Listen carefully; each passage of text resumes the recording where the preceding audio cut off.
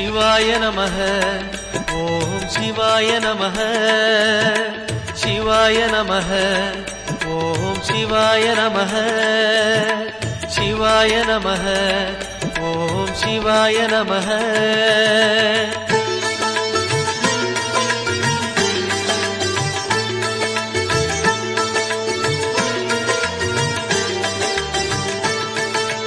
கைலை என்பதும் அருணை என்பதும்